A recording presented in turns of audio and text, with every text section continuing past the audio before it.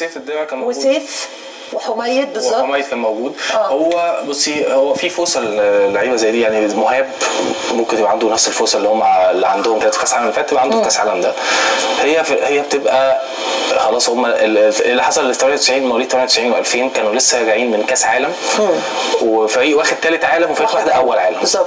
فاكيد اللعيبه دي لازم تخش في المنظومه، يعني ما ينفعش يكون عندي فريق بطل عالم وما اخدش منه لعيب او اتنين في منتخب اول، وما ينفعش يبقى عندي لعيب يعني. وزي ما قلت لك هو ده البلاننج اللي انا كنت بكلمك عليه. احنا لو بصيت للمنتخب، عناصر المنتخب من مواليد 2000 و2002 لغايه مواليد 88 الاجيال دي كلها يا ثالث يا رابع عالم.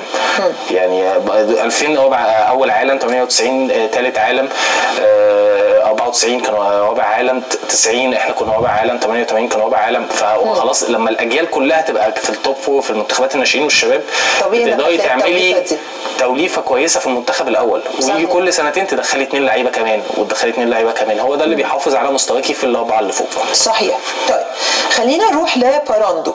فكره ان باراندو مش متفرغ، ان هو يعني الاول كان متفرغ والراجل لا، حتى وهو مش متفرغ هو عامل معانا نتائج كويسه. احنا مش عايزين يعني نظلم القصه دي.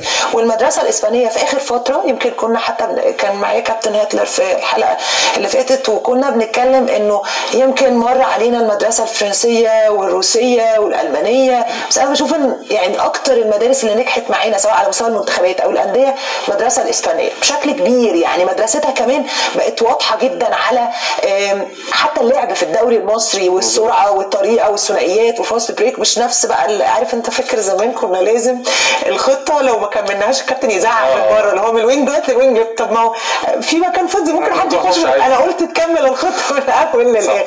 فلا بقينا الثنائيات والسرعه وبقينا متمشيين مع كره اليد الحديثه يعني العالميه.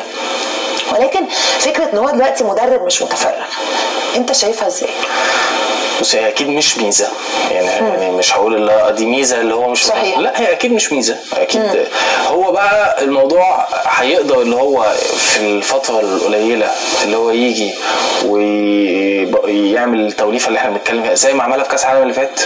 ممكن ما تبقاش بنفس الجوده، بس هو اثبت لنا اللي هو يقدر على كفاءه اللي هو يعمل في اسبوعين اللي هو عايزه. يعني هو باوندو اثبت هذا الكلام، مش محتاجين نتكلم عليه. يعني هو ما بقالوش 6 شهور معانا، هو بقاله فتره وحقق معانا انجازات كويسه. صحيح. المدرسه الاسبانيه اصلا هي ميزتها معانا احنا في مصر اللي هي اسبانيا عاملين زينا، مش المدرسه اللي هي بتعتمد على الاجسام الطويله والعريضه والدفاع والشغل. هي عباره عن ازاي تدافع على الناس اللي بتلعب كده، ازاي تهاجم على الناس اللي بتلعب كده. يعني هم اخترعوا طريقه اللي هو احنا ازاي نكسر الناس